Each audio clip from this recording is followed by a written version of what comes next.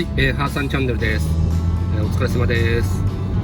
今日はね、洗車をしてきて、クリスタルガード1の3回目の施工、3回やればなんかもう今大丈夫みたいなんで、3回やればもう、クリスタルガードされるっていう話なんでちょっと楽しみなんだけど、洗車してね、でちょっと乾かすために、ちょっと近所をねドライブしようかなと思ってます。で今日の動画はね、アルファロメオに乗ってて、アルファロメオっていうかアルファ159に限定しようかな。アルファ159に乗ってて良かったこと、あと悪かったこと話そうかな。3つだから、良かったことベスト3で、悪かったことワースト3っていうかを話そうかなと思います。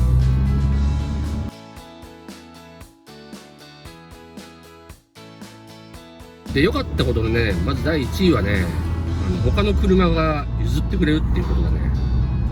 で、何かっていうとね、例えば駐車場から出るときに車の往来が激しくて、これ出れねえ、なかなか出れねえなとかってあるじゃない。でもね、こいつでこうウインカー出してね、うーって進むと、大概の車は待ってくれるすごいなんかね、嬉しくなっちゃって、逆になんかね、どうもって感じじゃなくて、本当ありがとうって感じで頭下げちゃうんですけど、まずね、駐車場から出るときに、なんだ全然なんか取り入れねえなとかって思うことがない。もうちょっとね、駐車場から出ようって思う素振り出すと、大概止まってくれるね。トラックとかはね、すごいなんか止まってくれる。トラックの運転手さんすごい優しいよね。第1位は、他の車が譲ってくれる心優しいドライバーさんたちに巡り会えるっていう逆の意味なんだけど、逆に言うとね、そうだね。で、第2位がアルファロメオはめったに合わない。めったに合わないね。ほんと合わない。まずね、この前都内にドライブ行って朝から夕方まで走り回ってたんだけど、アルファに出会ったのはね、159はね一回も合わなかった。あったのは4Cと、あとジュリエットも合わなかったな。147の後期1台が2台しか見なかったのね。野生動物でいうともうレッドブックに載ってるような感じだね。絶滅危惧種っていうんだっけ僕はね、動画作ってるのは、その絶滅危惧種にならないように、たくさんのね、人に乗ってもらえれば、部品の供給良くなるじゃない。だから撮ってるんですけど、それにしてもね、159はね、めったに合わないね。いや、物珍しくて、初めて見る人も多いんじゃないの。だから、高級な車に見えるのかもしれない。訴訟は32万円なんだけどね。もともとは高かったよ。もともとは高い500万ぐらいしたんでしょ。安い車なんだけど、高く見られるっていうね。そこが2番目にいいとこだ。で、3番目にいいとこってね、非常に難しいんだけど、車両積載車に乗った時でもかっこいい車両積載車に故障して乗っけられて連れてかれる姿がかっこいい。これがね、159にしてよかった159にしてよかったなっていうベスト3です。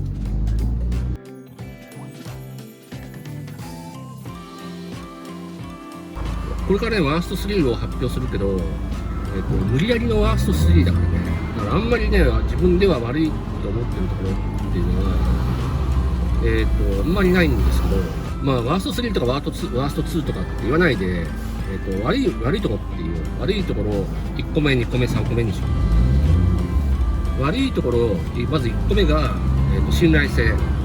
特にセレはね、やっぱりね、心配なのが、夜ドライブ終わって決めてニュートラルにして家帰って次の日に乗ろうと思うと一速になっててエンジンかかんないとかさ、でニュートラルにしろとかって言って表示出るんですけど、あれと思ってニュートラルにしたはずなんだけどなって思うと、そうなるのが何回かあって、でたまにリバースにしてるのにニュートラルのままだったりとか、オイルはちゃんと入ってるんだな、セレオイルは。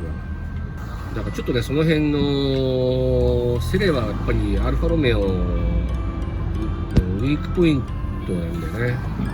でセレはね、そんなに面白いなと思ったこともないし、こいつはすげえと思ったこともない。シングルクラッチ自体はもうどのメーカーもやってない。ツインクラッチっていうのとデュアルクラッチっていうの、それだってもうどうなるかわかんないね。オートマが進化しちゃってるからさ、7段オートマ。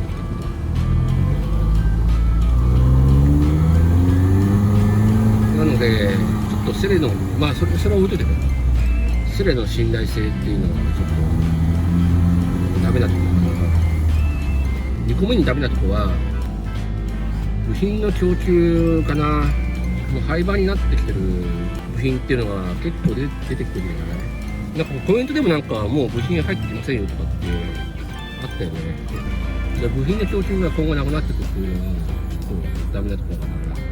もうちょっとインポーターさんも頑張ってほしいしね。ジュリアとかさ、GTA かっこいいよね、あれ。全然話飛んじゃうけど、GTA 欲しい。買えないけど。ジュリアいいよな。それはいいとして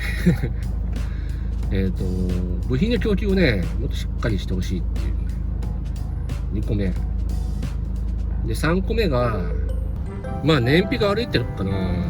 燃費が悪いっていうか、燃費があんまり良くない。僕でね、リッター 7.8 とかだったかな、この前測って。リッター 7.8、その前が 7.6 とか 7.8、そのくらいなんですよ。8キロ切っちゃうんだよね。燃費が悪いっていうのは、ちょっと、欠点っちゃ欠点かな。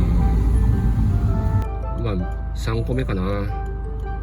でもあんまりね、自分は乗らない、そんなに距離乗らないから、燃費はあんまりね、気にしてないんだよね。あんまり気にしてないから、そんなに悪いとことは思ってないですね、正直な話。どっちか。思い出した。高速道路の安定性っていうかね、高速道路はすごい疲れるね。長距離乗るとね、すごい疲れる。147でね、いとこがね、311の東日本大震災で被災して、で、東北道が開通したんで、救援物資持って行ったことあるんですよ、日帰りで。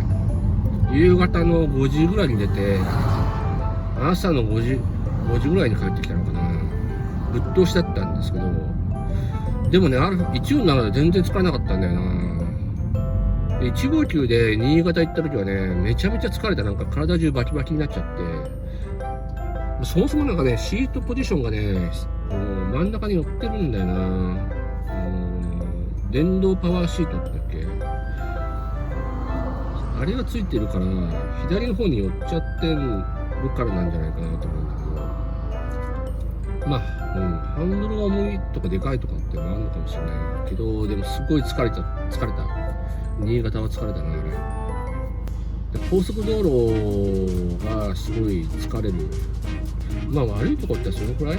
強いて4個上げちゃったけど、でも4個上げたけど、どうなんだろう。個人的には強いて言えばっていうかね、ほんと無理やり見つければっていうところぐらいかな。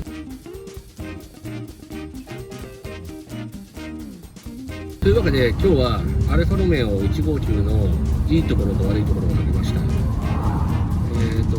アルファ159ね、買おうかなって思ってる人はちょっと少し参考にしてもらえれば、参考になったかどうかわからないけど、